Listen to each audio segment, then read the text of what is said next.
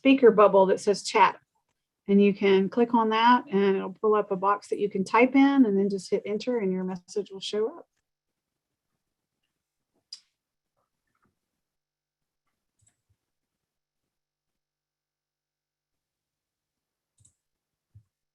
Looks like we also have transcripts. So if you see the little 3 dots on your Zoom screen that say more, you can show subtitles if you need that extra help hearing, or if you just are in a position where you can't necessarily listen to your volume up, it's great to have that transcript. I apologize if there's some really weird transcriptions, because I've seen it does a great job, but sometimes it doesn't. It does not. Sometimes it doesn't do Southern. Is that what you're saying? Yeah. I've seen that too. All right. So I think we're ready to get started. I've got the live stream being broadcast. Your mic went down again there, Kathy. Let's see. Can you hear me now? Is it working? It's very, very low. Let me plug it back in. Can you hear me now? Yes. Okay. All right. So I've got this forum is being broadcast on YouTube, and we'll share it out on our social media and other venues after the meeting. And like Cindy mentioned, we are recording. So if you put where you're from, we'd love to keep track of where people are at so that we can stay connected. And it just is exciting to see. And we're also going to, if you've got questions, put them into the chat. And I wanted to introduce myself, and then I'll hand it off to the moderator. My name is Kathy Jones. I'm president of the League of Women Voters of Alabama, and I'm really excited that we're able to have this educational forum on environmental topics. And our hope is that as you listen to this, you start seeing how your engagement with what's happening in Alabama and across the country, how can you get involved? How can you talk, be able to talk to your leaders?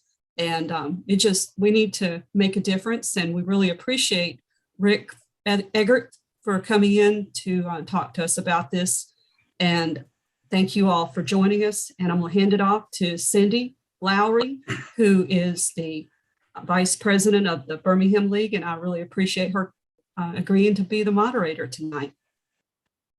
All right, thank you so much, Kathy, and thanks for Nancy Muse. I called her earlier an environmental extraordinaire in the state, as well as a League of Women Voter member and active leader in the state League of Women Voters. So she's a woman of many talents and many areas of volunteering. And I'm honored that she asked me to moderate this meeting tonight. As Kathy mentioned, I'm the vice president of the League of Women Voters of Greater Birmingham. And in my day job, I'm the director of the Alabama Rivers Alliance, an environmental statewide organization working to protect clean water here in Alabama. So this is a topic close to my heart as well. We are very excited to have Rick Eggerth with us tonight. And Rick comes highly recommended by Nancy, which automatically made me know that he was a great, wonderful speaker and would bring some great information to us. And for those of you who do care about our environment, our waters, and our lifestyle habits in Alabama, we do have plastic issues in our waterways, in our lands, on our lands. And so this is something, and we also have fossil fuels and oil companies and things like that we have to deal with. So that's all going to come together tonight with Rick's talk. And I'm going to let him tell more about himself. He has a very great resume and has done some important work in this area. So he's the expert. What we're going to do tonight is I'm going to turn it over to Rick in just a moment. He's going to tell us more about himself and also get into his presentation, which I think will last about an hour. So if you can just, as you think of questions, please put those in the chat box. We will get to those at the end of the presentation. He's graciously agreed to stay around as long as folks have questions and want to talk. So feel free to just think about those questions and put those in the chat, and we'll save those till the end. And with that, I'll turn it over to Rick. Thank you for joining us. Hi, thank you. Thank you very much for that, Cindy and Kathy. My name is Rick Eggerth. I live in Bellingham, Washington, where I'm the chair of the Mount Baker group of the Washington State chapter of Sierra Club. And that comprises 3 counties in the upper northwest corner of the state. I'd like to thank the League of Women Voters of Alabama for inviting me to talk to you all, and especially Nancy Muse for making sure this happens. And to everyone who was involved in organizing this, and to each of you for coming out and spending an hour or so with me in plastics. Let me tell you a little bit about me and how I came to this subject, and then we'll jump right into the presentation. So first, I am not a scientist. I never worked in the plastics industry. I actually majored in English at the University of California in Davis. Went to UC Hastings College of the Law in San Francisco and became a lawyer in the Bay Area in 1981. And during the 90s, I litigated against nearly all of the major oil companies: Exxon, Texaco, Conoco, Phillips 66, Shell, all of whom wanted my clients that were members of the insurance industry to pay the enormous cost of cleanup of hazardous waste and Superfund sites all across the US and Canada. And while I wouldn't go so far as to say I'm a nationally renowned litigator, as the ad for this presentation says, I would definitely say that those lawsuits were nationally recognized because of the responsibility for the billions of dollars of cleanup costs, that is billions with a B, that were at stake in those lawsuits. They were some of the biggest party and biggest money damage lawsuits in the history of the country. So as a result, I learned a lot more about the oil industry, which is the plastics industry, and how it works and thinks than I ever wanted to know. When I retired from California to Bellingham in 2016, I started to explore plastics. I knew the oil industry, being the plastics industry. I knew they had somehow avoided responsibility for the plastics mess we find ourselves in, but I couldn't figure out how they'd done that. So I did what I'm good at. I read and I researched. And that led to a one-day plastics forum put on by the Mount Baker Group. That was my brainchild in April of 2019. And on a beautiful Saturday in April, when you'd expect people to be out and about, enjoying nature, enjoying Bellingham, which is gorgeous in the spring, at least 170 people spent a whole day with 7 speakers, including me, learning about plastics from creation to disposal. And that told me there was an appetite to learn more about plastics. So I expanded my talk and essentially took it on the road. And so that's what you're hearing tonight, the truth about plastics. So I'll get started now. I do want to mention that there is a page I provided to Cindy of recent references regarding some of the things I'm talking about and some of the issues of plastics that, if you're interested, would be a good starting point. And I should say the very last reference there is the name of a person, Hoyen Ip, IP. I don't know if that's a he or she. I've never met them. I've only communicated with them by email, but they're involved in the California Zero Waste effort for Sierra Club. And so if that's something that you think would be of interest to you and you want more information about how to go about maybe setting something like that up, I would refer you to Hoyen. And all the others are links to articles you can find on the web. So I'll be going pretty fast. If you have questions, put them in the chat. I will answer them when we're all done. So let's go. I'm going to share my screen now. I'm going to try at least.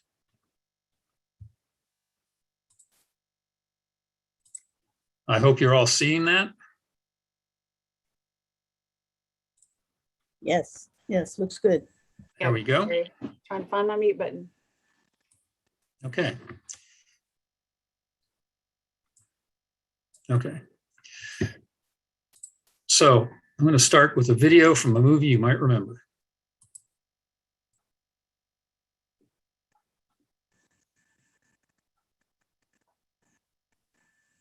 You may want to. There's no sound on the video right now. Yeah. No, reshare no it sound, with the- really? When you Okay. share it, if you'll click on the video format or play it with sound. I'm hearing the sound, and I apologize that you are not. I don't want to take the time to try to figure that out. I will tell you, this is the scene, famous scene from the movie The Graduate, with Dustin Hoffman as a graduate being told by a neighbor that he just wants to tell him one word, and that one word is plastics. And that scene at the time was quite actually accurate about the importance of plastics and the value of plastics as they were viewed at that time in the mid 60s. I'm sure at least some of you remember that scene in that movie. But since then, plastics have come to be viewed in quite a different way. And that had to do with scenes of things we began to see, such as this whale, you see being dissected here, that died with 88 pounds of plastic in its stomach. Think about that for a moment. Think how much 88 pounds is. This is not one of the big humpback whales. This is like a pilot whale. And Greenpeace and United Kingdom scientists found microplastics in 105 turtles from 3 different seas in the ocean. And that was all the turtles they captured and examined. Every one of them had microplastics in them. And we probably gotten used to scenes like this, which is a beach in Indonesia, is covered with plastic garbage. So there's a different view of plastics now than we used to have. And we're learning a lot more about it. Research shows that by 2050, ocean plastic could outweigh all the fish in the ocean. I have no idea how they figured that out, but even if they're not right, but they're just close to being right, it's still kind of stunning. It's estimated that there's now about 8.3 billion tons of plastic on Earth. For a bit of reference, consider that there's 7.7 billion people on Earth. So each one of you has more than a pound of plastic to your name.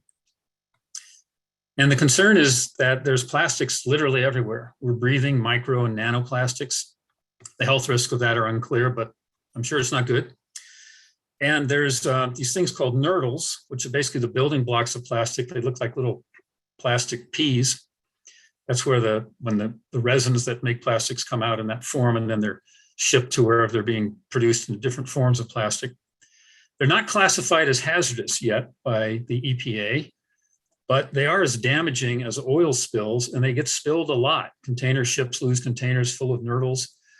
They foul beaches. They kill fish and birds. It's a growing problem, and it's one that's really going under the radar because, as I say, no one even classifies them as hazardous. And one of the most shocking pieces of statistics I'll give you today is that there are approximately 8 million pieces of plastic that enter our oceans every single day. So, are plastics a boon, as we thought they were in the 60s? Are they a bane, as we think they are now, or are they both? And the answer is not that simple. It's the plastics themselves aren't really the problem. Many things are made from plastics. Many are miracles that improve or even save our lives. But the problem is single-use plastics and the fact that there's very little or no thought given to the consequences of their use and the public perception of how plastics and how important plastics are and how they're meant to be dealt with in terms of disposal. So, how do we fix the problem? Well, to answer that, you have to understand why single-use plastics are the heart of the problem and why recycling is very much not the solution. And I'll repeat that in case anyone thinks recycling is the solution. Recycling is not the solution to plastics, unfortunately. And the answers to all this are in the history of plastics advertising. Excuse me. So plastics have been around since at least 1869. There was a contest in the United Kingdom then trying to find a replacement for the material that was used to make billiard balls, which was ivory from elephant tusks. And a guy named John Wesley Harding, I think it was, he came up with a cellulose substitute, in other words, made from plant fiber. So plastics can be made from lots of different substances. Nowadays, you won't find cellulose plastic hardly anywhere, but it is possible. Right? But now everything comes from fossil fuels. By the time World War II came around, that really had started ramping up the production because items like nylon and plexiglass were vital to the war effort. After the war in the 1950s, people were doing well and they were ready to spend. And the plastics industry realized that there was a lot of single-use plastic items that could really help make people's lives convenient. So they started manufacturing a diverse array of new plastic products and sold them as part of throwaway living, which was a good thing, that it meant it gave you freedom from household chores. Just use something once and get rid of it. And advertising of that became key. This is a picture from a photo session of what became a Life magazine cover that exhibits the joys of throwaway living. Look at all these wonderful things that we can only have to use once and don't have to worry about reusing or washing. Just get rid of them. It was a great time. In 1953, the American Can Company and Owens Illinois Glass, followed soon thereafter by Coca-Cola, Anheuser-Busch, Philip Morris, and Dixie Cup, created an organization called Keep America Beautiful. It's a nonprofit. Its stated mission was and still is to educate and encourage environmental stewardship by the public. Again, let me emphasize that. Environmental stewardship by the public. It focused on littering, recycling, community beautification, and extremely powerful ads. They're responsible for creating pop culture terms like litter, litter bug, every litter bit hurts, and indelible images in public service announcements, which was their chosen form of commercial to use. Keep in mind, those 6 companies that are listed at the top of this page, all of them have an extraordinarily high vested interest in the use of plastics in their products. And in fact, even today, Coca-Cola and PepsiCo are the #1 plastic polluters in the country, if not the world. But by 1971, concerns about pollution and producer responsibility, expectations that the producers should have some responsibility for what to do with these plastic items, that was all growing. And it scared the industry. And so it led to an absolutely brilliant ad, a PSA courtesy of the ad of KAB and the ad council called The Crying Indian. And I would show that to you, except you probably won't hear it for reasons that I cannot explain. But you may recall this if you were around in the 60s, in the 70s, an Indian coming in out of the pristine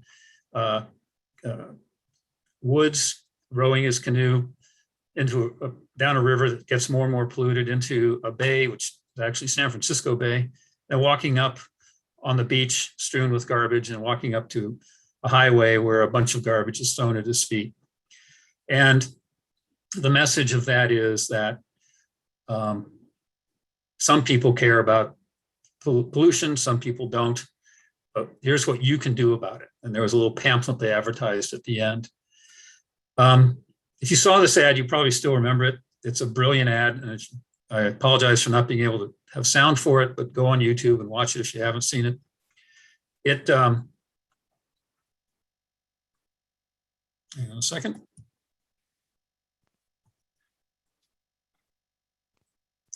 It had just indelible, memorable, subtle themes and imagery. Him paddling out of the idyllic past into the frenzied present. At that point in time, we were beginning to get really guilty about the treatment of Native Americans. That was really only starting to come to the fore at that in the early 1970s. And it flipped the previous script that KAB had followed. Now, being a throwaway society, that was a sin, something we needed to do something about. And in particular, it subtly emphasized that American individualism, self-reliance, and self-determinism, that is what we, the people, what we as individuals do, that will save the day, that we can make this all better. In fact, it was all subtle and powerful manipulation. The Indian was an Italian-American named Espera Di Corti. He made a career out of playing Indians in real life appearances and on screen. And at that time, as I mentioned, popular sympathy with indigenous peoples had never been higher. A movie called Little Big Man had premiered the year before, another Dustin Hoffman movie that emphasized something closer to the real treatment that Indians suffered during the Western expansion. A book called Bury My Heart at Wounded Knee, which was a very hard to take historical examination of how the Indians had been treated, was published in that same year. And when the ad premiered, Alcatraz Island in San Francisco Bay, same bay where the ad had been filmed, was being occupied by a group of Indians that were hoping to convince the authorities to repatriate that island to the Indians. That didn't happen, of course. And the ad council gave that ad, and of course, Keep America Beautiful, environmental legitimacy, because its mission is to improve the lives of all Americans through public service advertising, and it's highly respected and nonpartisan. And I'm not saying the Ad Council was in on the deception, excuse me, but the positive perception of them helped give positive perception and legitimacy to that ad, and indeed to KAB, with whom they coordinated on a lot of things. But what really was behind that ad? Well, by 1971, the plastics industry really feared environmental values. KAB, in fact, had never supported environmentalism. It was created in 1953 because Vermont had a beverage container law that outlawed single-use containers. Think about that, it outlawed them. And these bottle bills, like this and others that came along after that, required that reusable containers be used and that a small deposit be refunded on the return of the reusable container. But single-use containers are much more profitable to the industry, who wanted to avoid having to recycle and clean and reuse these bottles. It's cheaper just to create new plastic bottles. So Keep America Beautiful took aim at that legislation. It was, in fact, when passed conditionally, and that it be subject to a review 4 years later, and 4 years later, it was not renewed. It lapsed and never came back. KAB was significantly responsible for that. And then on April 22nd, 1970, you may recall that, was the date of the first Earth Day. And that really got industry attention because millions of people across the country were meeting and talking and protesting about, among other things, single-use plastic items, and that the producers should be more responsible for these things that they were making. Now, that fight against bottle bills, things like bag bans and producer responsibilities still goes on today. The first bottle bill that actually passed and remained passed was in Oregon in 1972. But since then, there's only been 9 more passed. And that's not because states aren't interested in passing them, but a lot of states that tried to pass them weren't able to. And this is despite the fact that in states that have bottle bills, there's a 60% recovery rate of the bottles subject to recovery, of the containers subject to recovery. In states without bottle bills, there's only a 24% recovery rate. So bottle bills work really well if they can get passed. In fact, KAB and the industry started opposing these bottle bills nationwide during the 70s and up to the present. Like in, for instance, 1994, when the beverage industry spent $14 million to defeat a proposed national bottle bill. Today, $14 million doesn't sound like much. Back then, it was big. It was one of the first big lobby efforts on behalf of an industry to defeat nationwide legislation, and it got people's attention. Now, efforts are still going on like today. In 2005, a multi-industry Washington, D.C. trade group called the American Chemistry Council, remember that name, or ACC, because I'll refer to it again later.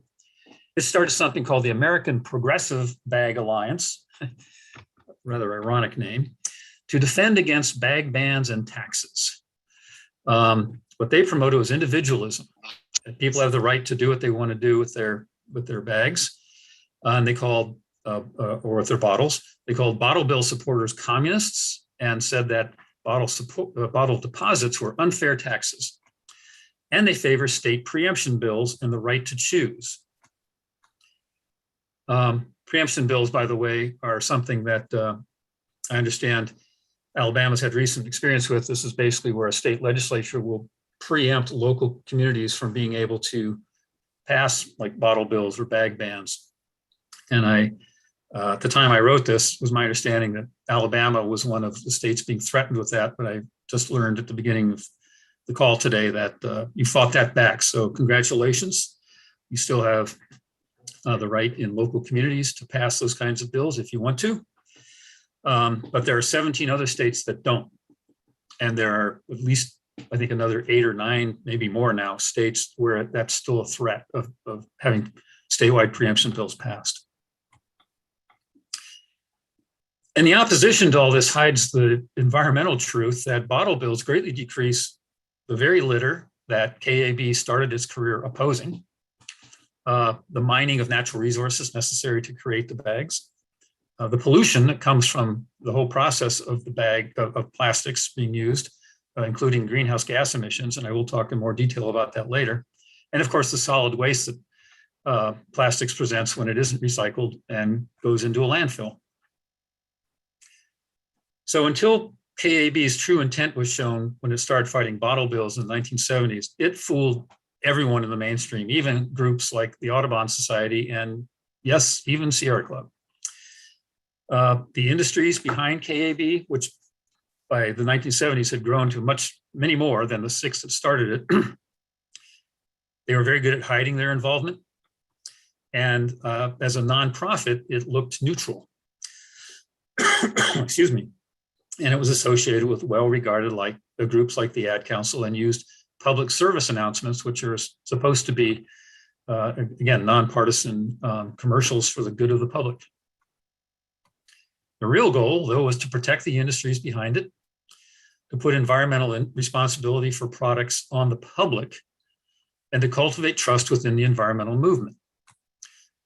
They were working hard to convince us that our everyday choices, especially about littering and recycling, fixes pollution, and that power, politics, producer responsibility are irrelevant. It's all a lie. As a journalist and author, Heather Rogers, who's written multiple environmental investigation books, and if you're interested in that kind of thing, I recommend her to you. She labeled this the very first corporate greenwashing front. Greenwashing has since become a term that's used a lot, but she was the one that first coined it, I believe. And so you have to ask yourself, has this strategy worked? You probably know the answer to that now. Yes, indeed, it has worked. I'm going to take just a moment to, there we go. I had to get rid of the thumbnail video that was keeping me from reading my screen. So, and even today, the impact of KAB's efforts and the industry's efforts to make us believe we're responsible, you see it in the strangest of places, like press regarding Earth Day, which has become a huge issue or a huge item every year. They cover systemic problems as individual responsibility. Even the earthday.org website, at least as late as 2020, I haven't checked the 2021 site, but it mentions holding, quote, sectors accountable for their role in our environmental crisis. Yet all of the action that they recommend taking, or nearly all the action they recommend taking, is individual action. Meanwhile, the industry has never stopped fighting producer responsibility. They're still fighting plastic bag regulation. We recently got a ban in Washington that just started in October, but it took years to get it, much longer than it would have if not for the stiff resistance that was put up by the industry. They're still fighting bottle bills, and they're silencing as much as they can coverage of increasing production, of the fact that there is increasing production of plastic, which I will get into more shortly as well. But more recently, the public has been coming to consider that producers should have responsibility. I think the internet has been very helpful towards that, because a lot of images in the internet have really stuck in our consciousness and caused a lot of outrage. Like, for instance, you may have heard about the turtle with the plastic straw stuck up its nose. If you want to turn your stomach, you can find a video of the removal of that straw from the poor turtle's nose. What you see here is about 1/10 of that straw. The other 9/10 were somehow jammed way up that turtle's nose, and getting it out was painful, but they did succeed and release the turtle. And another image was this, I think it's an albatross, found on the beach with its guts full of plastic, which killed it. And that is not a unique occurrence to wildlife in and on the oceans. And some governments have started reacting to this public outrage, including Canada, which aimed to ban single-use plastics this year. I suspect that's been delayed by COVID. I apologize for not having checked that out or checked out these other ones I'm about to get to. I think they've probably all been delayed, but I think they're still aiming to do it. Europe already bans many single-use items like bags, straws, and cutlery starting this year. Although again, the full implementation of that is, I'm sure, been delayed by COVID. Thailand recently banned single-use plastic bags in their major stores. And then they had planned on doing it entirely by this year. Jakarta and Bali in Indonesia banned single-use plastic bags in many venues. And on January 19th of 2020, China, not Taiwan, mainland China, set a phase out of disposable plastics like cutlery, courier bags, and straws. It was supposed to take effect in all major cities by this year, everywhere else by next year, and including fresh produce bags, which are a big deal in China, by 2025. So, China. We haven't done anything like that in this country, but China is planning on doing that. So, some businesses have heard the outrage. For instance, Coca-Cola, Pepsi, and SC Johnson left the Plastics Industry Association, probably the primary pro-plastics lobbyist. It's still pretty big, but it doesn't have those companies. Many US communities have banned styrofoam and bags and straws, including over 30, probably closer to 40 now in Washington. And of course, a lot of that ban is now statewide, or at least it's being implemented over the next couple of years. In Bellingham. Sorry? I'm sorry, was there a question there? Okay. I think someone new came in. They just weren't on mute yet. Apologies for that. A full statewide ban of styrofoam will go into effect in 2023. And in Bellingham, we're going to get it next year because we got grandfathered in because of our local ordinance, which the Mount Baker Group was instrumental in getting passed. And that our ban statewide started just beginning of October. A grocery store chain in the Midwest and East, Giant Eagle, they're planning on banning single-use plastics by 2025. I haven't heard much in the way of grocery stores going that far, so that's a good example to set for other grocery chains. And Procter & Gamble, Unilever, Nestle, Clorox, and Pepsi joined with a company called TerraCycle to try a reusable packaging concept called Loop, which is an example of circular economy. The way Loop works, and this is in its trial stages now, with a customer, you order items on Loop, UPS delivers the items to you, you use it, you put it in a tote that Loop leaves for you that's picked up on your doorstep by UPS. They take it back to the people that will clean and refill the item, and then it goes back for reuse. So it's a loop cycle called a circular economy. But the plastics industry's feigned concern facade hides the truth that they basically say one thing and do another. If you think I'm being harsh, let me give you some examples. So the KAB website still to this day stresses individual effort. These are quotes from that site. End littering, improve recycling, beautify communities, but they don't mention producer responsibility to clean up.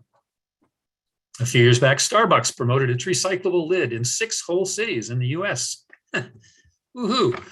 It was made of polypropylene, which is number 5 plastic. That's the in the triangular chasing arrows symbol with the number in it. That's what that is. That number denotes the particular resin.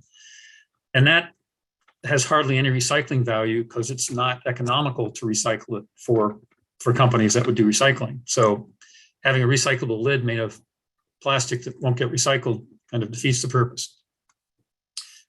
And KAB still emphasizes recycling, the industry does, including the recycling partnership made up of Coke, ExxonMobil, Keurig, Dr. Pepper, PepsiCo, and Target, and 39 more at least self-interested companies and lobbyists who in May of 2019 sent out an email that 80% of people think recycling is important, ignoring the fact that recycling rates have never gotten out of the single digits and ignoring the truth about problems with China refusing to take our recycling and the recycling infrastructure worldwide.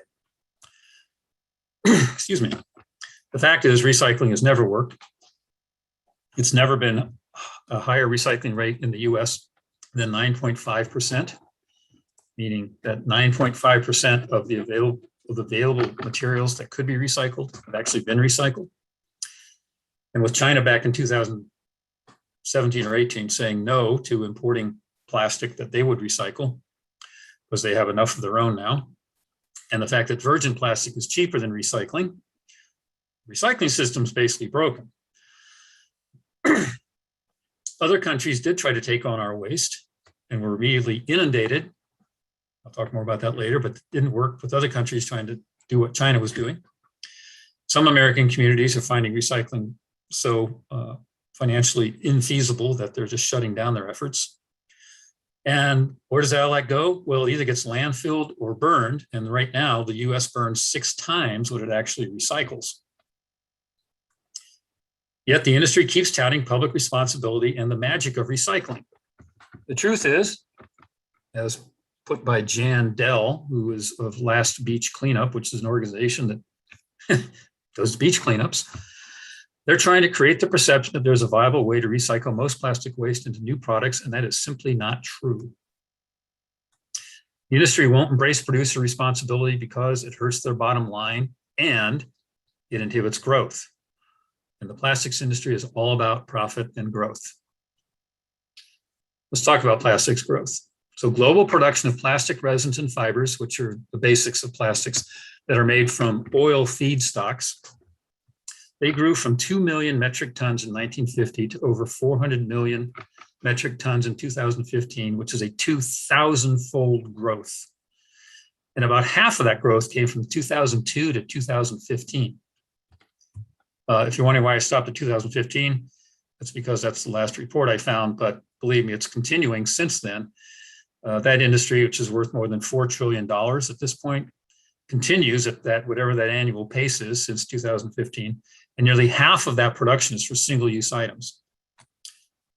And as if that wasn't bad enough, huge growth. This says huge growth is coming. Actually, huge growth is here, and it's still coming because the fracking of shale and getting natural gas from that makes plastic resins way more cheaper than oil-based feedstocks. I'm going to go into fracking in more detail, but just understand that because it's so much cheaper, that is a huge incentive to increase the growth of plastic. And a 2015 report by the American Chemistry Council, which is basically includes the who's who of plastics, chemical, and petrochemical companies, they put together a report that details the growth that they expected to see moving forward from 2015. That report, again, this is the industry reporting on itself, predicts that the petrochemical plastic industry will invest more than $130 billion in manufacturing capacity between 2010 and 2020. That was what they were predicting in 2015. Well, in fact, as of 2019, it was already more than $180 billion. Some at that time estimated over 200 billion. And so I'm confident that through 2020, it was over 200 billion. That's investing in increasing their manufacturing capacity. This they estimated would create nearly 500,000 new direct, indirect, and payroll-induced jobs. A payroll-induced job is money spent by the new employees that creates new jobs outside of the plastic sector. And they expected that it would triple the net plastic resin exports from 2014 to 2030. So all the resin going out of the country to be made into plastic products, and then the rest of the world would triple, or they expect to be tripled by 2030. And other sources outside of the ACC report predict a 40% increase in production by 2027. So this is a numerical way of saying huge growth. But with all that growth, that report doesn't mention even one word about environmental impact. And you can check it out. It's about a 15-page report. It's not hard to read. Environmental impact isn't mentioned. So some might say it's meant to focus on economy and jobs, not environmental impact. But here's a dirty secret. Plastics production massively impacts climate change, which of course massively affects the economy and jobs. So not mentioning that is kind of two-faced. And how does it massively affect climate change? Well, let's start with fracking. Let's go fracking for plastics. 99% of plastic comes from oil or natural gas or coal, and the vast majority of that comes from oil and natural gas. And these are all fossil fuels. So except for coal, they're part of the oil industry. Fracking, as we mentioned before, it's far cheaper than drilling. That probably doesn't come as a surprise to you. And it yields the chemicals that can then be made into plastic feedstocks. Now, the dwindling oil demand, because of the advent of electric vehicles and electrification in general throughout our society, means that fracking plastics becomes extremely attractive to the industry as the replacement for the oil demand they're no longer experiencing, and that is going to continue to dwindle. And fracking is also cheaper than recycling. Fracking, however, does hurt communities. It creates water and air pollution, disease, and earthquakes. And there are many pollutants that come from fracking.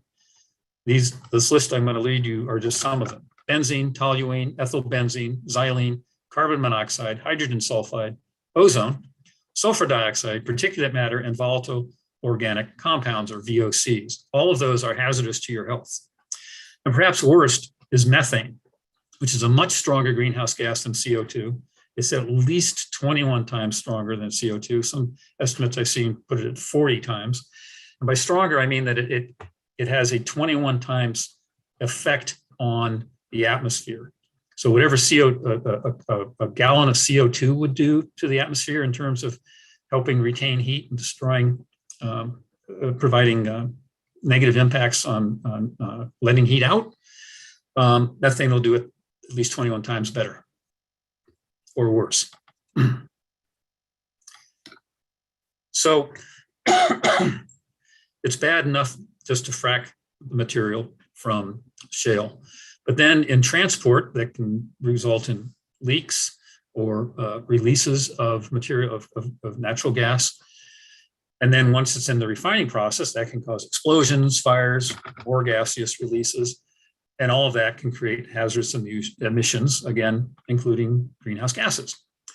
Some plastic products, it has been shown now, exposed to heat, even heat in terms of a hot day, may do what's called off-gassing, that they can release gases that are part of their chemical makeup and contaminate the immediate area around them.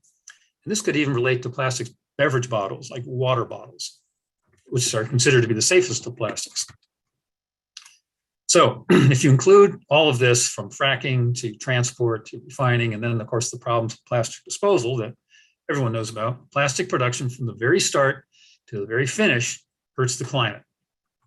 And this is something that I think surprises a lot of people. It surprised me when I first learned about it, but it is very much a part of the heating of the atmosphere.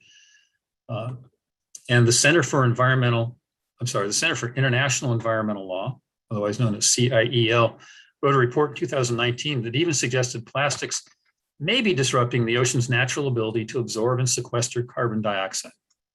I'm thinking, how does that happen? Well, a lot of fish eat zooplankton, which in turn eats phytoplankton, and phytoplankton eats sunlight and carbon dioxide. So when the fish poop, the carbon that is stored in what they eat sinks to the bottom of the sea, where it is then sequestered. But when fish eat plastic, they get poisoned, they die, or they just don't have as much capacity to eat zooplankton, and they don't eat as much, and so there's less storage. Now, if you think that, okay, this is a problem, but how big could it be? Well, a 2013 study found that lanternfish and similar species sank 30 million tons of carbon a year in the waters off the US West Coast alone. So magnify that times all the coasts in the world, and you've got a significant problem. In a May 2019 CIEL report, they said the plastics industry was on track to accumulate 56 gigatons of carbon by 2050, which is 14% of the carbon budget. Let me break that down. There's a lot of numbers there. First of all, a gigaton is a billion tons, billion with a B. So by 2050, which is less than 30 years away, the plastics industry will have put 56 gigatons into the environment of carbon.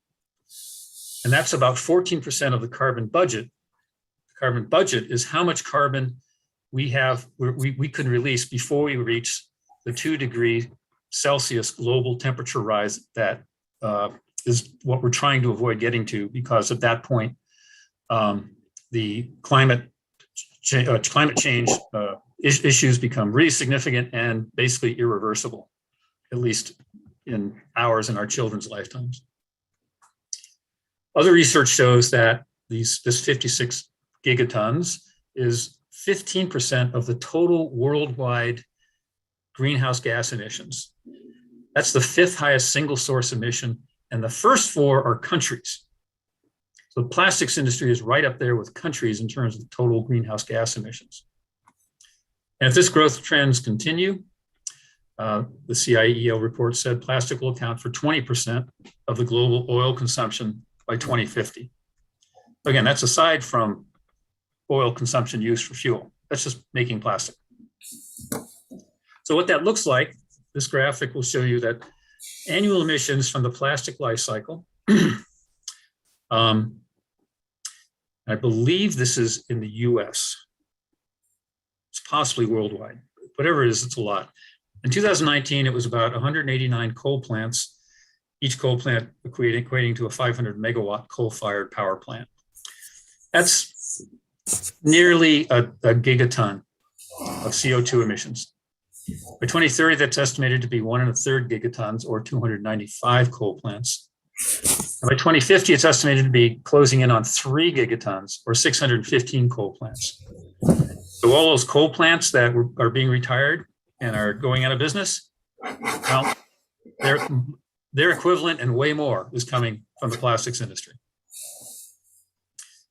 As of October 2021, there were 35 cracker facilities. It's what's called catalytic cracker facilities in the US, basically oil refineries, with a combined 45 million tons per year capacity. This is for plastic production, which is an increase of 14 locations and 19 million tons from 2005.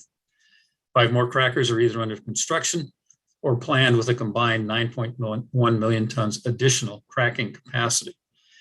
This comes from an article that just came out in October, very interesting, put out by the Beyond Plastics at Bennington College group.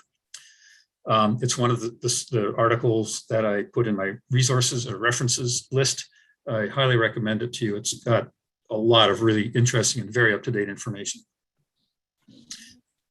So instead of all that growth and plastics production, what we would really need is a circular plastics economy, kind of like that loop circular economy I showed you a few slides ago. It's a closed loop where there's just manufacture of the initial product and it's used, recycled, and reused continuously. Just keeps looping around and nothing leaks out. That's the ideal. Now, there's a lot of economic and technological issues with ever getting to that point. But the biggest issue is you can't have continued fossil fuel plastic production, and that's not going away because the oil industry relies on plastic to fuel this growth that it wants to replace its dwindling fuel production. So it leaves the industry little choice but to stick with the status quo. And this creates a stark contrast between the industry and its opponents. Matt Seaholm, who was then the executive director of the American Progressive Bag Alliance, remember them? Again, that progressive is highly ironic. And the former national director of the Americans for Prosperity group that's led by the Koch brothers. In April of 2019 at the Plastics Industry Association National Conference, that's that big lobbying group, had this to say. They, referring to environmentalists, hate what we're doing. We wear this as a badge of honor. Their opposition, he added, proves that we must be doing something right.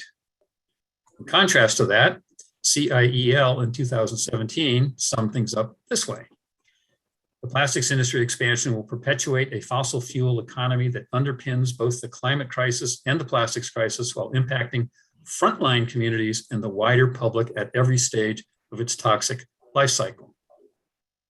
So let's segue into frontline communities for a moment and environmental justice.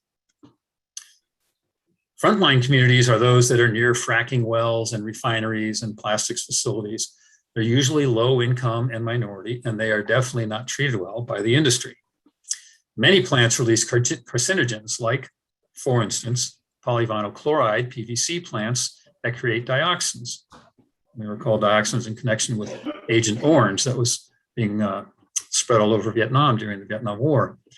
These are carcinogens linked to reproductive and immune system disorders. And that's only one carcinogen that's released. Incinerators Remember, I talked about how a lot of plastic has to be incinerated now. These create cancer-causing pollution and toxic ash. In the US, 80% of plastic incinerators are in poor and minority neighborhoods. Even safe plastics like PET, which is basically what creates clear plastic bottles like water bottles, it's made, I talked about this a moment ago, it's made with chemicals like paraxylene, which is derived from the carcinogen benzene. And that's what you may be getting when they off-gas when they're exposed to heat. How much they off-gas and how much heat it takes has not been nailed down. There's still research being done on that, but it's definitely a concern. So if you want a piece of advice, unsolicited personal advice, I would not microwave any plastic, anything, even if it says it's safe to microwave. I just don't think it's a good idea. And so the previously discussed fracking issues, plus the releases, leaks, and explosions from pipelines and refineries, these all directly affect the nearby frontline communities. Now, this chart is from an article, I think it's that article that I mentioned just a moment ago. These communities over here, there's 18 of them. I'm sorry, I cut off the bottom one that's in Kentucky. These are communities where the plastics industry releases over 1 million tons per year of CO2. They're almost all in Texas and Louisiana, except this one here in Kingsport, Tennessee, Linden, New Jersey, and Decatur, Alabama. There's also Hopewell, Virginia, and Calvert City, Kentucky. So there's a little local color for you. And speaking of local color, you look at this pie chart. This gives you the same information in pie chart form, but it also shows that Decatur, Alabama down here, that's that little piece right there. It accounts for 1.6 of CO2 emissions from plastics production in the entire country, 1.6%. So if you live near in Decatur, Alabama, you really don't want to be close to that plastics facility.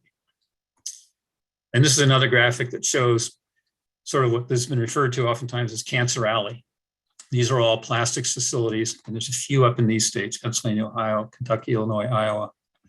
But most of them are down in Louisiana and Texas. The rates of cancer and other sicknesses in that area is way above where it is anywhere else in the country. And most of those facilities are in poor minority neighborhoods. So it's the poor and the minority folks in those neighborhoods that are getting most exposed. Now, if you go outside of the US for plastic production, most of what's being created for consumer use, again, outside of the US, is in developing countries. That's a problem because those countries have little history of their own plastic use. They're ramping up quickly, but they don't have the history we have of actually using plastic products. They have very little, if any, regulation and little infrastructure for handling plastics. They're getting no help from the plastic industry in managing all this resulting waste, and they have little experience or knowledge in how to manage that waste themselves. And when you come to that's plastic products, when it comes to recycled plastic that we're trying to get rid of, the options post-China have been mostly third world developing countries who, again, have a poor understanding of the recycling business or the insane volume coming mostly from the US. They have little ability to cope.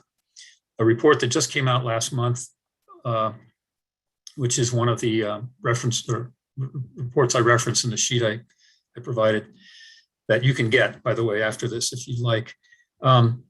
That report indicates that the US is the #1 plastic polluter, producing more plastic by itself for pollution purposes than entire EU. And most of that recycled plastic we're trying to ship offshore. Now, in these third world countries, most of the plastic winds up incinerated or dumped rather than actually recycled. And oftentimes that goes into oceans and rivers. So if you look at plastic as new products in the developing countries or recycled plastic that are being asked, or plastic they're being asked to recycle, those countries don't really understand the plastics industry or the recycling industry or have the infrastructure to cope. So they suffer. They suffer with scenes like this, living next to a plastic strewn beach that there's no capacity to clean it up. This is in either South Africa or Zimbabwe. It's basically a dump. full of plastics. You can tell people are going through it, trying to clear out plastics that they might be able to recycle. And this is in somewhere in Indonesia, I believe. That is not a plastics road. That is a plastics river. So what you're seeing is just the surface. It goes quite a bit deeper below that. So all of this these problems for developing countries, I think raises really hard ethical dilemmas for us, especially if you're a person of faith, but even if you're not. Specifically, how do we allow the air and water and noise pollution that comes with plastic that's created for our convenience to be inflicted on others? How do we allow the destruction of wild habitat and animals, especially in the oceans, caused by plastic created for our convenience?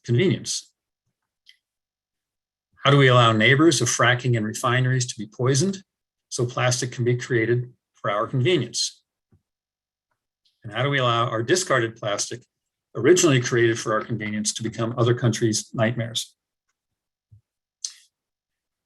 In other words, should our convenience permit us to do unto others as we do not want to be done unto us?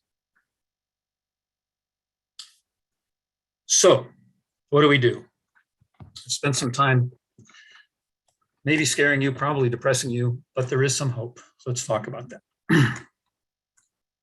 First, I think you have to understand the mindset of the industry executives in the plastics industry and related industries. I've created an acronym, BAGS, which works like this. First, there's the belief of those folks in the industry, or at least the position they take, that technology will save the day, like chemical recycling, which has not been shown to work, or a way to clean the oceans, which has definitely not been shown to work. And even if those are coming, they're not happening anytime soon, and they're probably not going to ever be the solution we want. But we are so conditioned to think that we can solve things. We're the can-do country, we're America, and all those movies out there showing that we can fix things like Apollo 13 and whatnot. They've put a mindset into all of us that technology will save the day. And that's something you have to recognize is if it's coming at all, it's not coming anytime soon. A is for the arrogance that is born of pride and accomplishment of those industry executives and of getting their way. There's greed, of course, although you can't assume that is all. These other things are important as well. And then there's the success with deceptive advertising and largely avoiding regulation. And if you go back to getting their way, I don't think getting their way is exemplified any better than by the loss, I don't have it here, by the fact that there's billions of dollars every year going to the petrochemical industry and government subsidies. I think it's over $20 billion a year on average. But perhaps most importantly, this industry has money and power. And with the many jobs that they provide, this makes some people, like politicians, very fearful of them. And they have enormous market size. The plastics industry markets to everyone on the planet, which is currently 7.7 billion people, and expecting 9 billion people by 2050. Everyone can use plastic.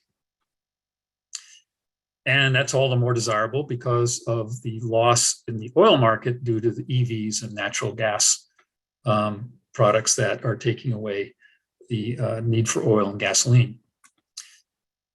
And I think it affects industry executives as well with something called the power paradox, which was coined by Professor of Psychology, Dr. Keltner at UC Berkeley. Basically, what he says is that the more powerful people get, the more they lose empathy.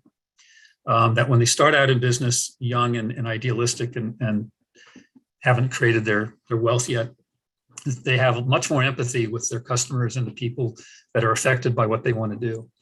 As they get more successful and more powerful and more rich, they gradually lose that empathy. And I think that's a model that we can all see in what we see going on around us with the power of corporations in this country now.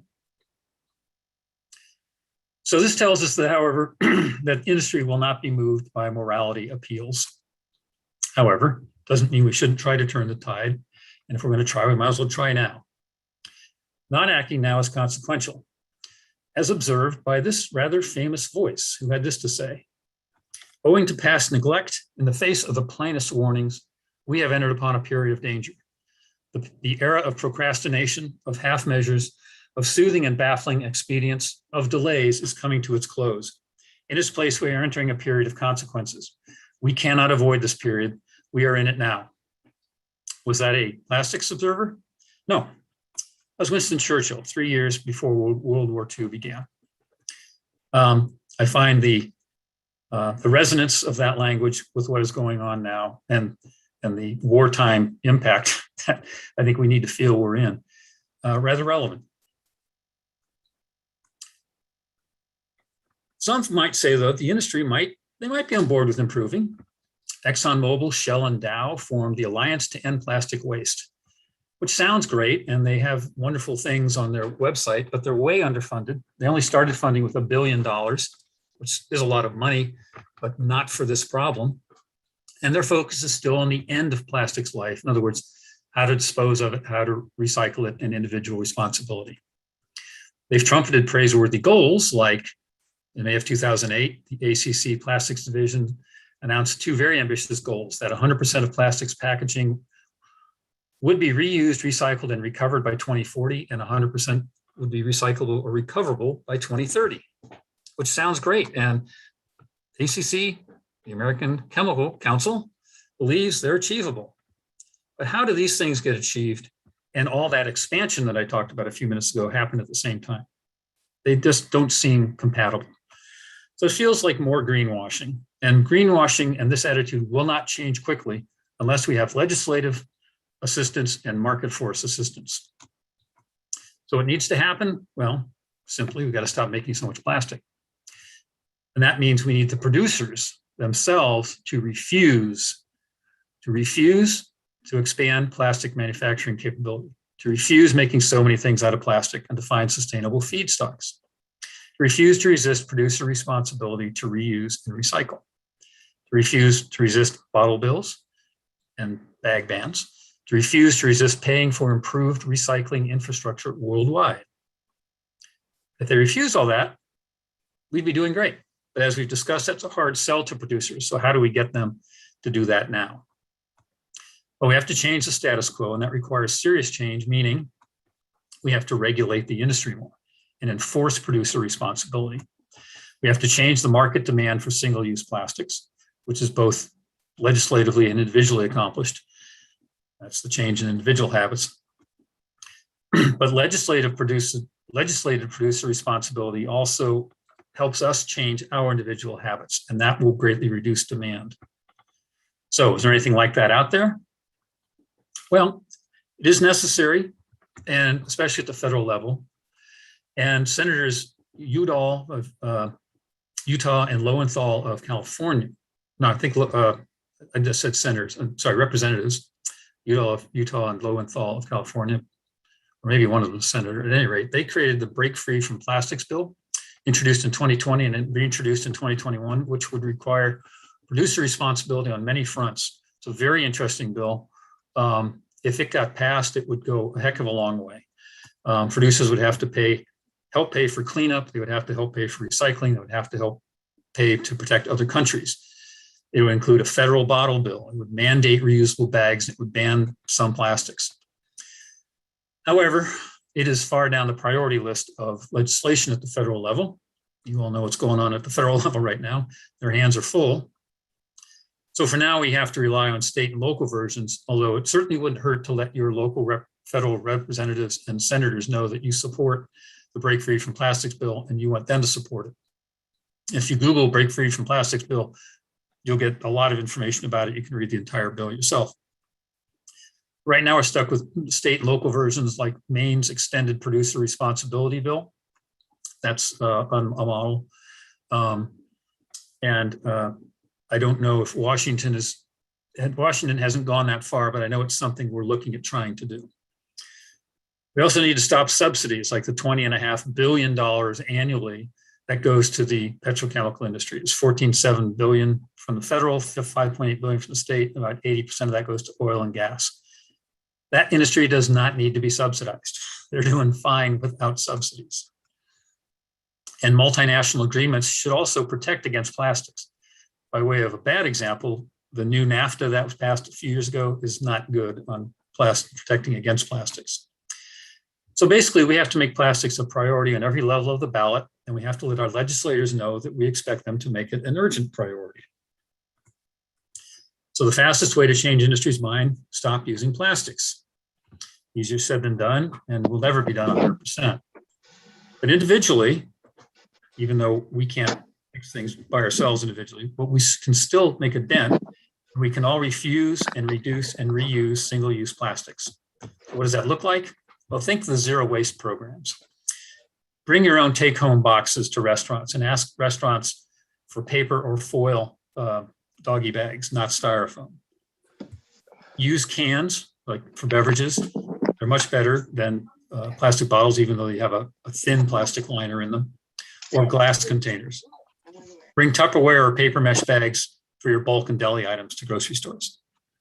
Bring your own bags, reuse bottles, and refuse straws. Reuse reusable plastics till they break, and then recycle them. And try to find non-plastic alternatives and talk them up with friends and merchants. There's lots of articles out there about non-plastic alternatives, and non-plastic alternatives are growing every day. Refuse also applies to clothing with petrochemicals like polyester and fleece, as just a couple of, for instances, especially if they shed microfibers. So there's an acronym for clothes, which is the LOL, I call the LOL acronym. Buy less, buy used, wash less, and wear longer. And try to get natural fibers. Yes, there are problems with natural fibers too, especially with regard to labor, but they're not plastic. And look into getting a filter-free washer and a better dryer filter. Dryers usually come with filters, washers don't, but you can add them. And remember and accept that convenience comes with consequences. Try to look at what makes your life convenient. If it involves plastic, try to figure out what another way is to do what you want to do that now involves plastic. And even though recycling is broken, continue to use it because it is better than the alternative, especially if something like the Break Free from Plastics Act passes. Contact your local recycler, find out what their rules are. But all recycling is done differently from jurisdiction to jurisdiction. But if they don't recycle certain things, try to find out where those things might be recycled. And remember, the plastic bags that you use to put your vegetables and fruit in, that's called film. And recycling clean film is easy because that's the one kind of plastic where there's a profitable recycling market. They love to recycle that. That's why, at least in Washington and California, grocery stores will accept clean, clear film, or even not even clear film, but if it's film, they'll accept that in a bin they usually have at the front of the store as you walk in. So definitely recycle that. Now you might ask, since I'm a lawyer, what about lawsuits, Rick? Can't we sue them into submission? Well, so far the industry has mostly avoided litigation, and I haven't been able to figure out why, because other unsafe products have been treated much differently in terms of litigation, like alcohol and cigarettes.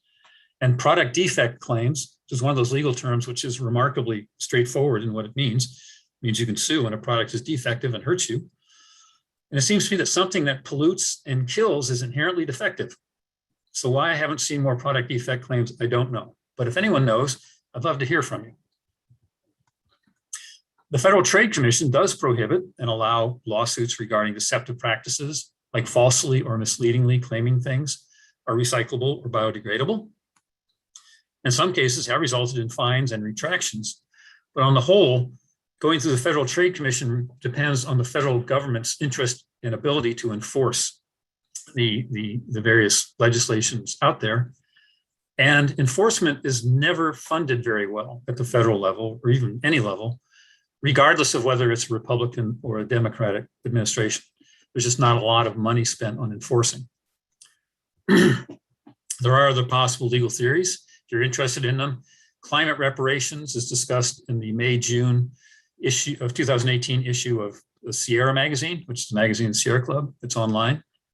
In the May-June 2019 Sierra Club magazine, there's an article on going after bankers who finance plastics, finance other things that create pollution.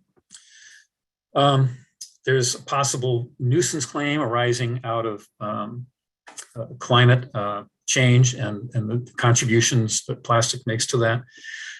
But whether any of these legal theories work, they're all going to take time to develop, and that may be time we don't have.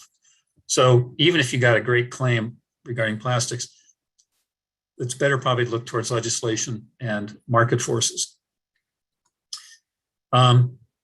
Some legal pursuits can give good results, like if out here in my neck of the woods, Marathon Oil and 6 environmental groups settled regarding the refinery in Anacortes, which is just down the road, about a half hour from me, their xylene expansion. But the past conduct of the industry and the foreseeable future for this industry and all the growth they plan predicts that they're going to double down on being stiff-necked and not agreeing to change their ways. And having litigated against the oil industry for the better part of a decade, I can confirm that that is what they're going to do. I'll just pass by that. I'll come back to that in the questions.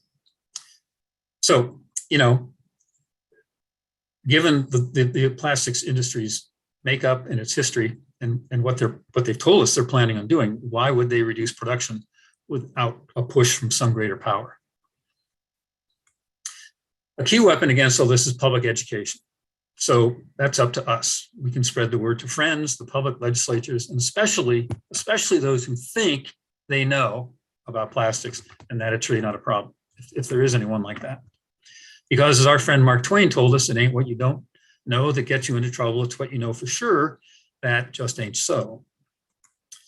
So do presentations like this. You can learn about this and make presentations too. You can do columns, blogs, social media, letters to the editor, talk to people, protest, make a fuss, get activist, join Sierra Club, Zero Waste, Greenpeace, Surfrider, Five Gyres Institute, Break Free from Plastics. There are others. There's a lot of resistance groups to plastics and groups that can help you figure out what you can do in your local community and how you might be able to impact your local legislators. And finally, I'd like to offer a brief note on the state of our souls, something that Sasha Adkins wrote in the cover article in Sojourners magazine in February of 2020, entitled Plastic and the State of Our Souls. I'd like you to take this home and consider this tonight. Disposable plastic is toxic not only to the body, but also to the soul.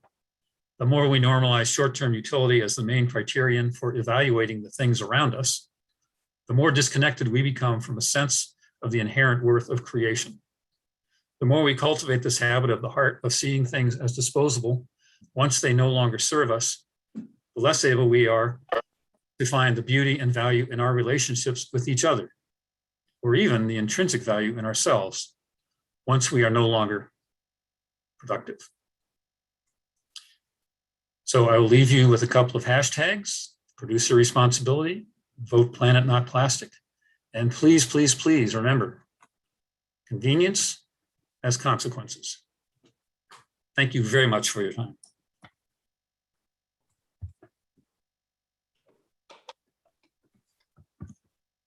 Wow. Okay, that was a lot of information and a lot of depressing facts, but real. And we have to live in reality. So that's where we are. But also some ideas for what we can do about it. We have a good many questions. Tara Bailey wins the prize for the most questions asked. And I have been writing them down to keep up with them. So with that, I'm just going to go ahead and fire away with the questions, if that's okay with you, Rick. Please present away. All right. So the first question from a long time ago was, how are, and feel free to, say that's outside the scope or whatever, but how are PFOAs and plastics related? And you mentioned Decatur, Alabama, which is ground zero for PFAS and those issues here in Alabama in our waterways. So I am involved in another project here in town regarding biosolids in our wastewater treatment. And in fact, we just had a meeting with City Council about that yesterday, involving, among other chemicals, PFAS and PFOA. So PFAS is a polyfluoride alkyl substances. I think that's something like that. I can never remember the exact name. That's why they shorten it to PFAS.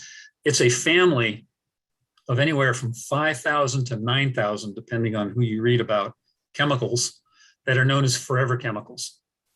They are very good at facilitating convenience in our lives.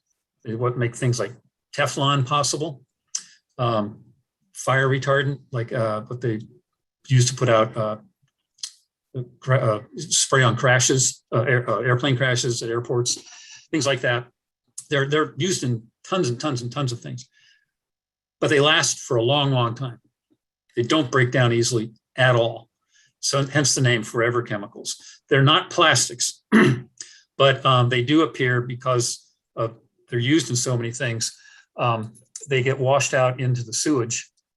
And if you have a system like what's called an anaerobic digester system, which is what Birmingham is looking at going to, the effluent, the solids from that can be treated and dried and used as fertilizer. The fear with that is that a lot of chemicals, including many PFAS, are still in there and they're active and they can be taken up by plants, leach into the water, et cetera. So that's why it's an issue with regard to effluent. As I say, it's certainly like Teflon is a plastic-like material. So some of these substances probably do wind up in certain types of plastics and certain plastic containers. And I know in Washington, there's a ban going into effect on certain types of plastic containers that have PFAS. And the EPA is looking very closely at this as well. They're starting to regulate it as well. So it's getting very significant national attention. But I couldn't tell you which of the PFAS are the ones that actually get into plastics. Yeah, and we at the Rivers Alliance, we've been working on, we actually have in Alabama, we have waste sludge, industrial waste sludge, not just biosolids from wastewater, but actual chicken plant processing sludge being sprayed on fields, which also has been seen to contain some of this. So I'm going to put a link in the chat about a film if you want to learn more about that. And we do have 3M is a big company here in Alabama that produces a lot of the forever chemicals. And we have some great activists that have been working on dealing with that. So the second question I saw was, how can we start a plastic ban in our community? So a little more specific. We did fight back as you mentioned, we fought back the legislation. We collectively in the state, activists fought back the legislation to keep the state government from prohibiting communities and cities and municipalities from regulating plastics so far. But are there any examples or do you have some steps to give folks to starting the effort to start to regulate plastics in their community? Well, you have to get the buy-in of enough legislators in your city or county councils or whatever they're called to actually be willing to pass some sort of plastics ban or plastics legislation. I think the incentive for doing that now is greater than it's ever been because a lot of things are happening. Styrofoam bans are starting to crop up all over the country. Styrofoam is one of the least recyclable plastics because of the way it's made. There's just really no market to recycle it. So that's kind of an easy target. And there's lots of alternatives that you can use. Different types of paper products can serve, especially in like clamshells that you use for taking food home from the restaurant. The hotel industry on its own is already starting to look at getting rid of those little plastic bottles that you see in a hotel with like shampoo or conditioner or hand lotion, and instead putting refillable containers, bolting them into the wall of the shower or the bathroom, so that you don't have all these little plastic bottles that get reused and tossed away. We recently stayed in Hawaii, and I saw that on most of the places we stayed there. And there's a big reason there because Hawaii is very concerned about plastic contamination of its beaches because of the tourism is the number one industry there. So, I would imagine that the Alabama communities that are on the coast and that rely heavily on tourism, they might be good starting points for trying to get plastic bans because they have the same kinds of interest as of keeping their beaches pristine because that attracts more tourism. So you really have to start a conversation with your legislators and figure out, where the interest might be. The legislation we passed here just this year in Bellingham, excuse me, banned styrofoam. There's a statewide ban on plastic bags now, so that supersedes the Bellingham ban. But we also banned plastic cutlery and flatware and plates and things and cups in restaurants. That's being phased in so that we can provide education to the restaurateurs as to what the alternatives are and to give them time to use up the product they already have. But that was something that, and again, the legislators in our community, they went out and talked to people in stores and in restaurants and sort of sounded out the willingness to start moving towards this. And I think there is a willingness as long as it doesn't, happen too fast. Businesses want to be able to use up the material they have and want help in figuring out what the alternatives are and not having to spend a ton more money to use those alternatives. So, whatever connections you have with local legislators, start talking it up with them. And, I'd be happy to, if you feel like, you'd like to direct your legislators to, other local legislators and communities that have done that. There's a lot of communities in Washington that have done that. I'm sure we can find people who would be willing and happy to talk to the people in your state. And I will say when we fought back the plastic ban,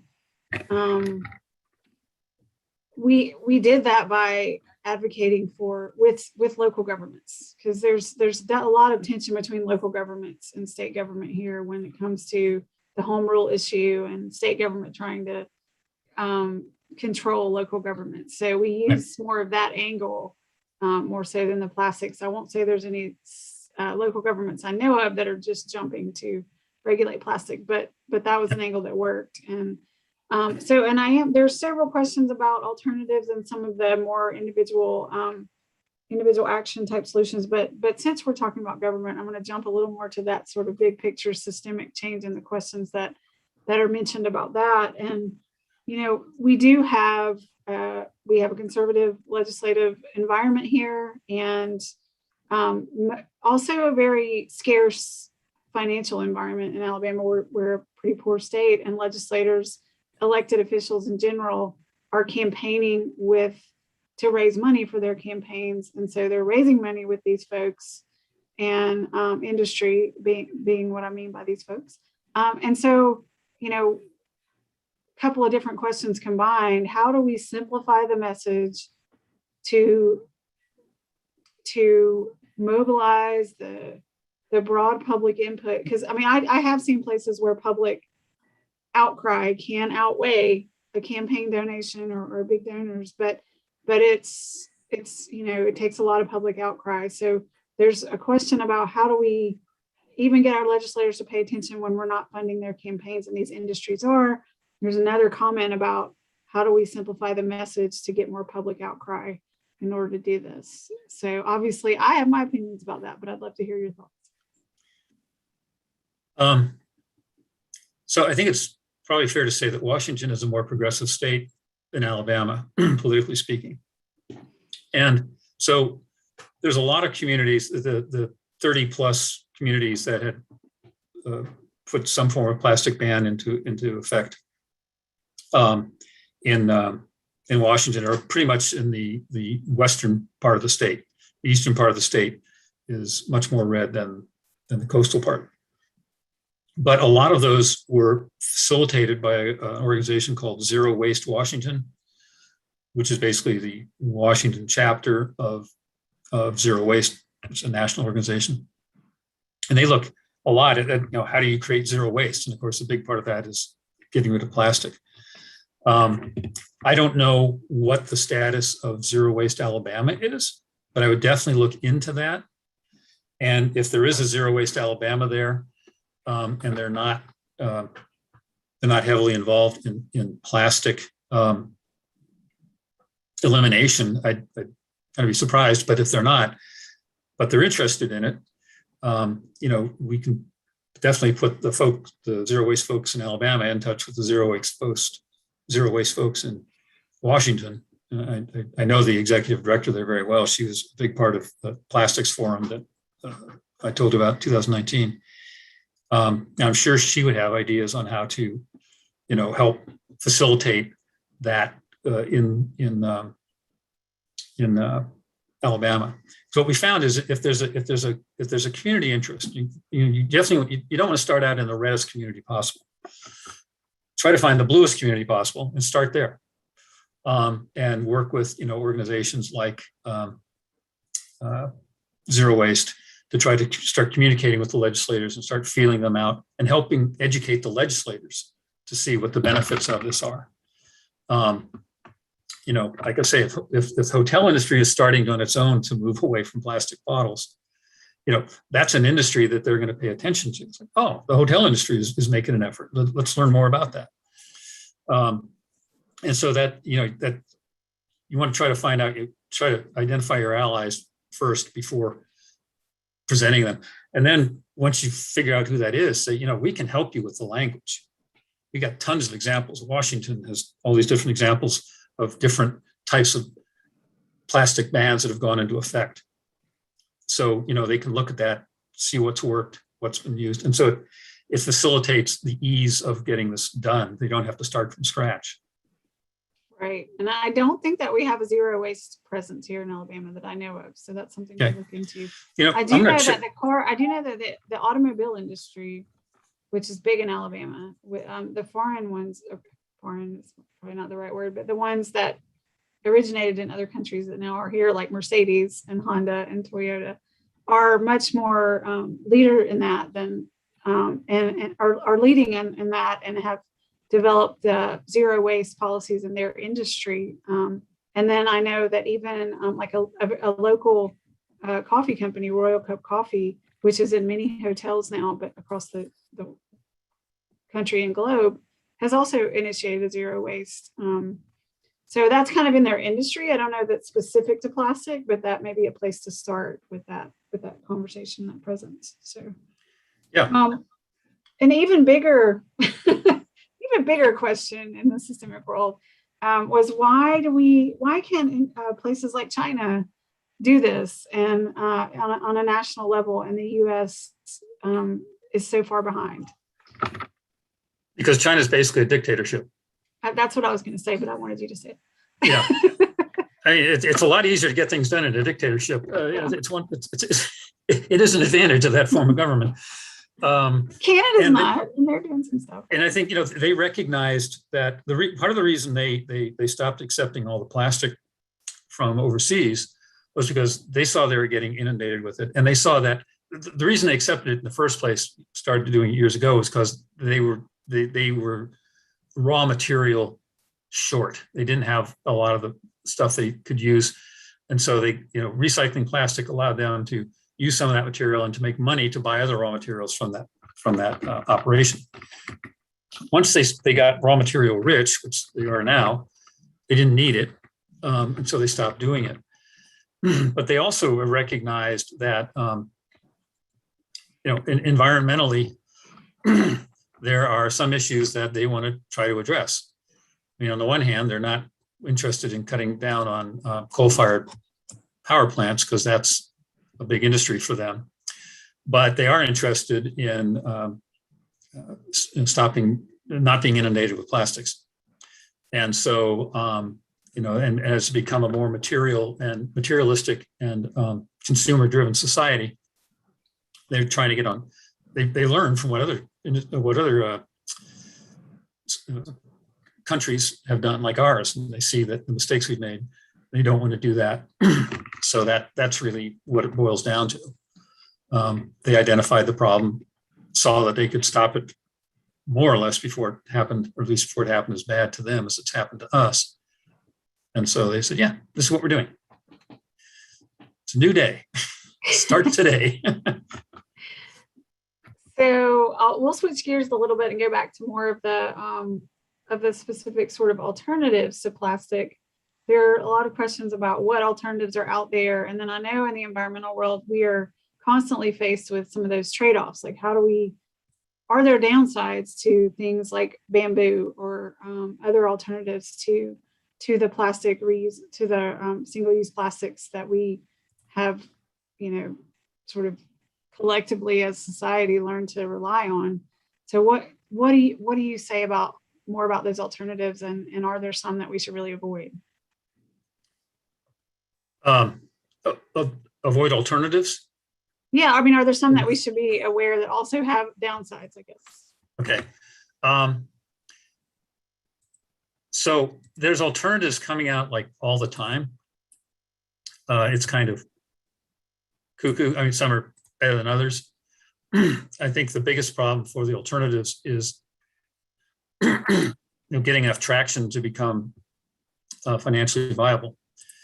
But so I don't want to sit here and tell you what to avoid because I don't know them that well myself. But pardon me.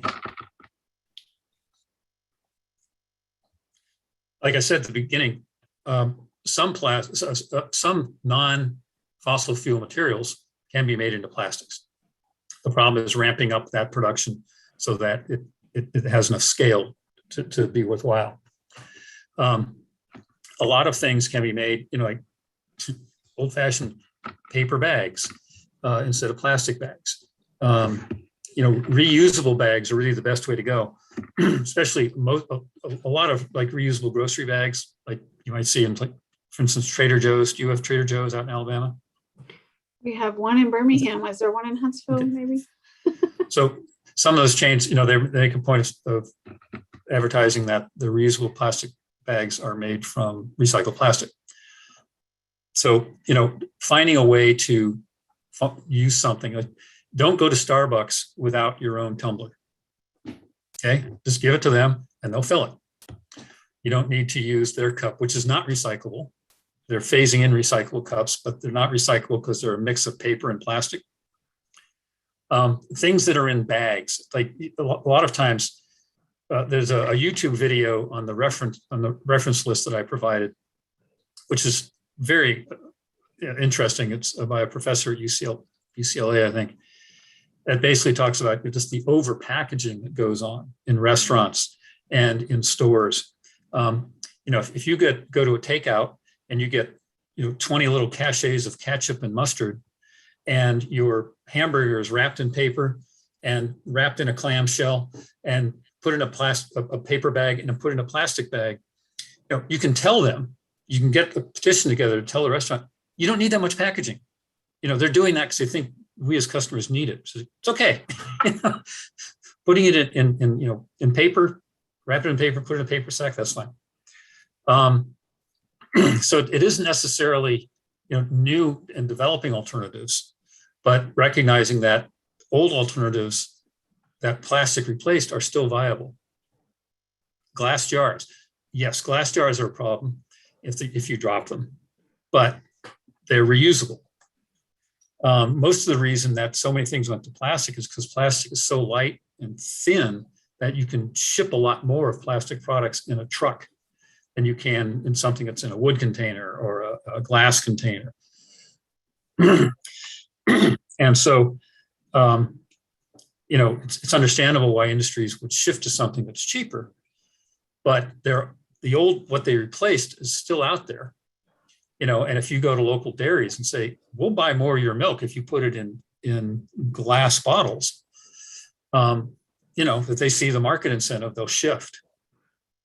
So I think I don't want to minimize the importance of alternate materials, new developing materials, certainly developing plastics that could be made from like cellulose and that would actually degrade. That would be great. Plastic doesn't degrade, plastic made from fossil fuels. Virtually all the plastic that's ever been made in the history of the world is still in existence today. It does break up in exposure to heat and water. It'll break up in smaller pieces, but it's still the same amount of plastic there. It doesn't degrade into its component parts. And even if it did, it would still be fossil fuels, which we don't want. So, trying to find ways to make plastics and ramp them up to scale from things like cellulose, that would be great. The problem is getting the money together to bring it up to scale. And of course, efforts like that are going to be opposed by the plastics industry. So it's very hard to find these alternates that become financially viable, which is why when I was talking, I emphasized legislation and market forces.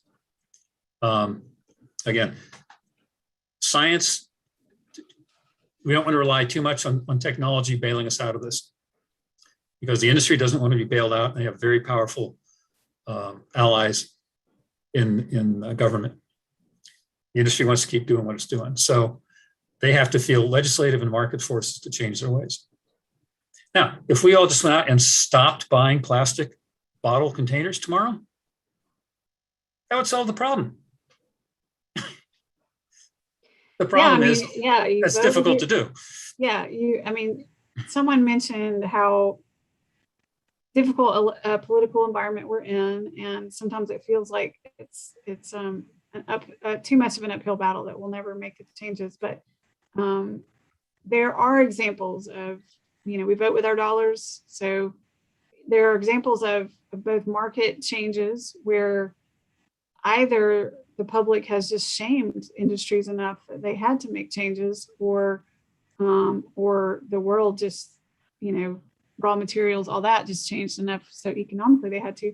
But there are also plenty of examples where public outcry, public engagement, civic engagement, and I'll put in a plug for the league here. The league is very involved in making sure that candidates get on record during election season with their stances on issues. So if you have issues that you're concerned about, please let the league know, because the league will be asking candidates questions and encouraging you to go out and ask candidates questions and talking about these issues so that we are educated when we vote for someone.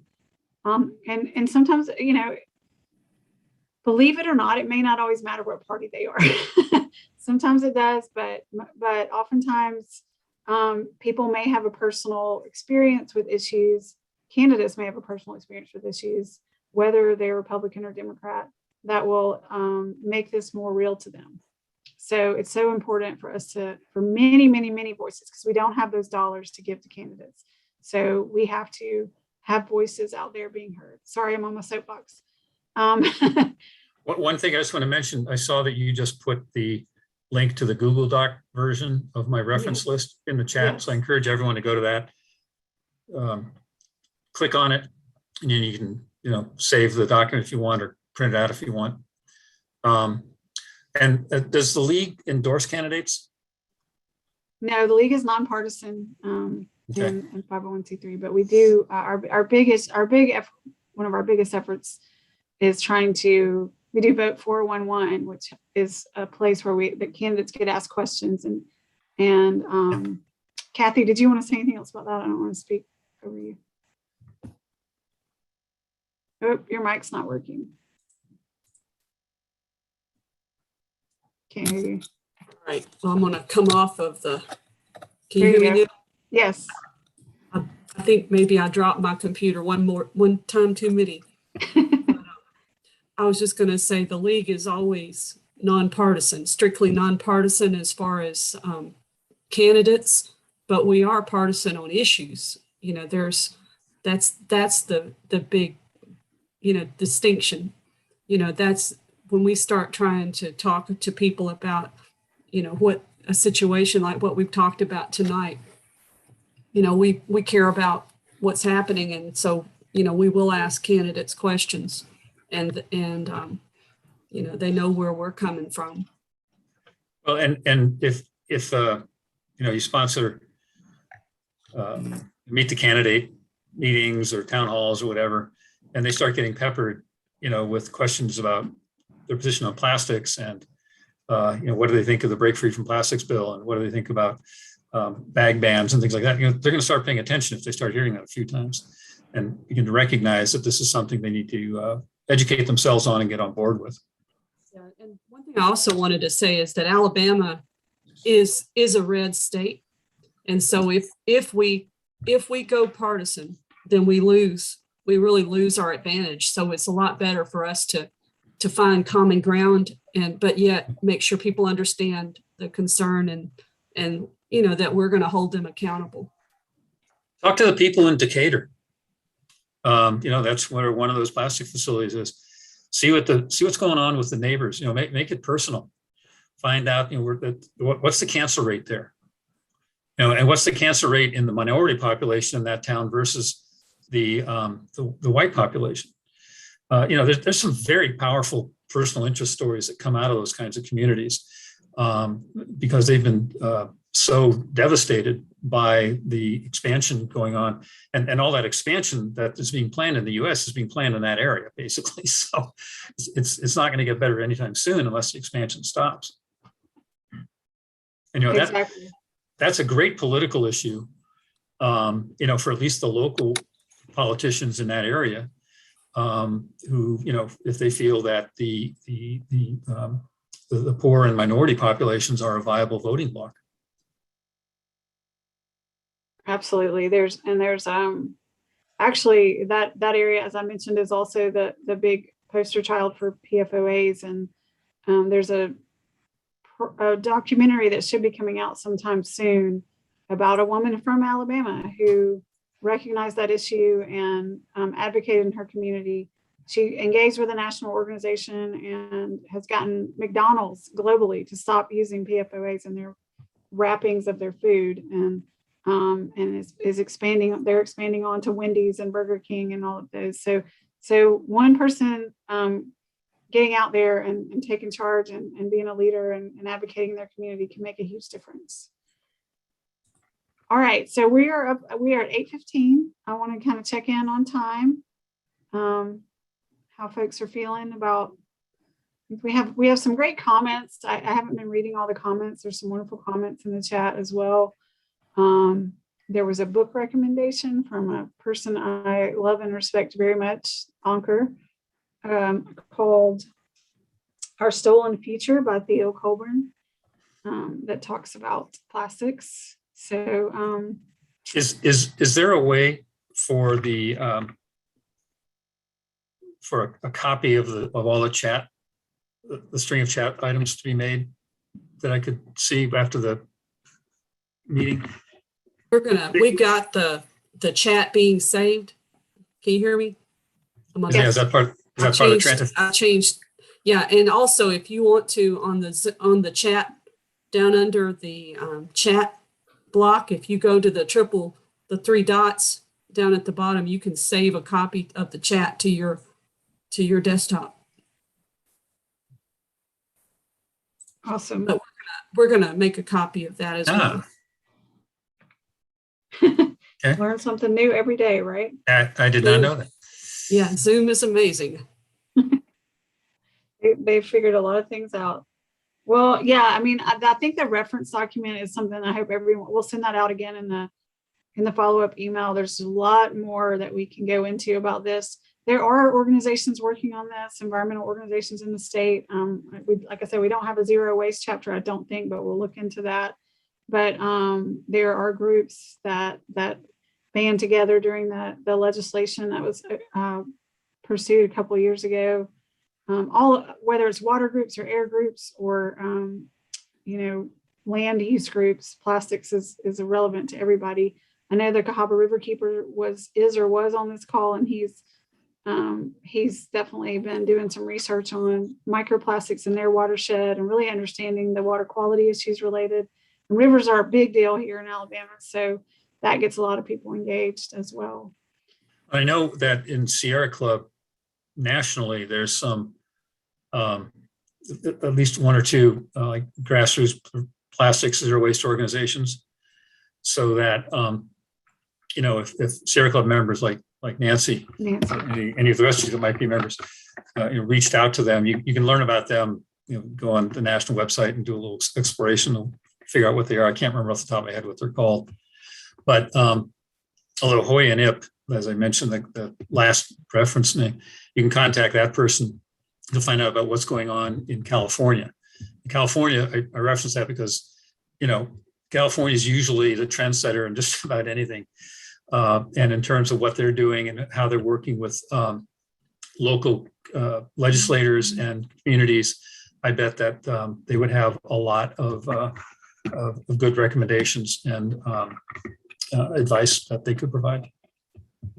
Excellent. And I should have definitely mentioned Sierra Club. Thank you for mentioning them.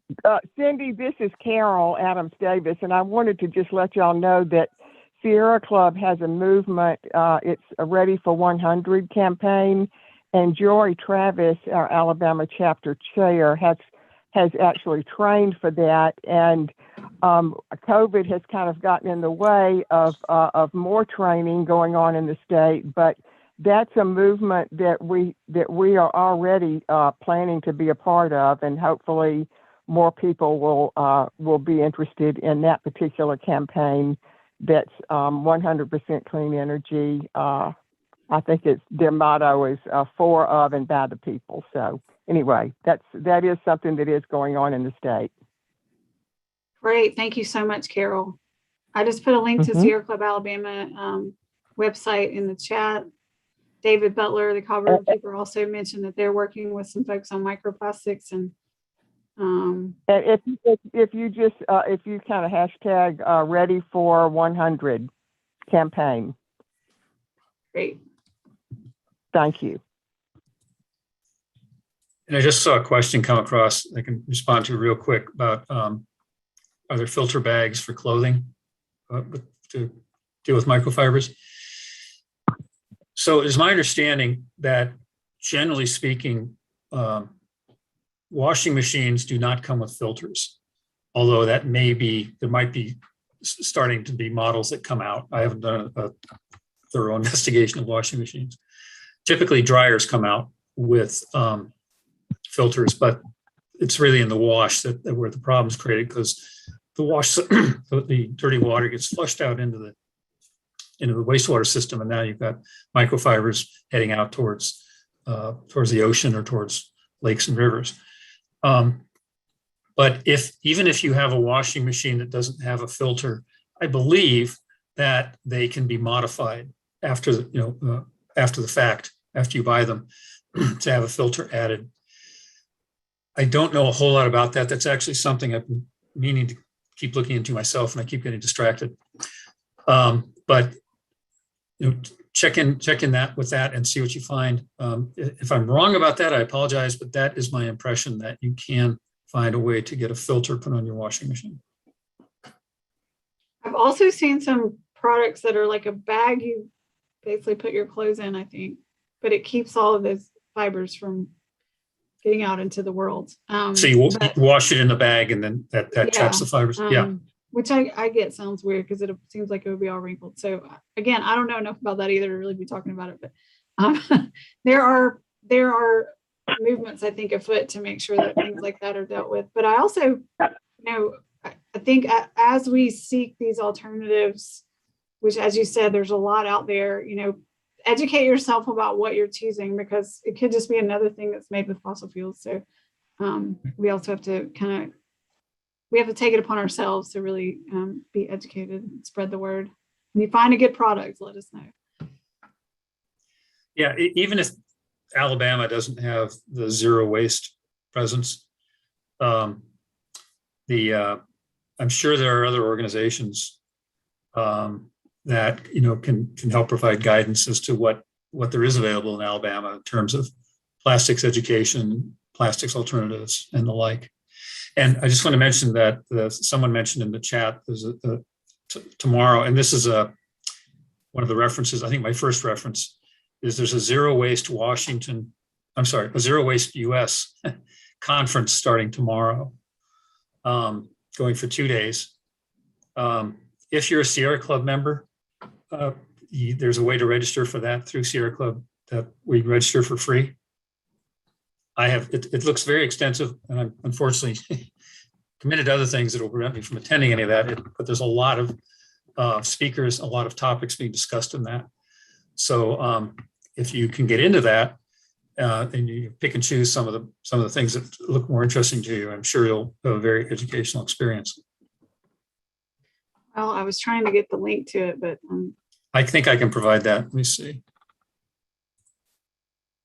I'm signed up to attend, and it's going to be like from 9:35 until 7 o'clock tomorrow, I believe. And then the next day, 9:35 to 6 o'clock.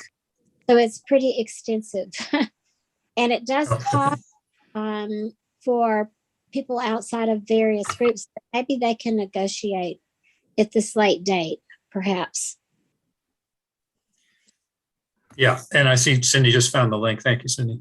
yeah, I did the same thing you did. I tried to paste this from the document. It didn't work. So all right. In my well, we're gonna document, wrap- it links.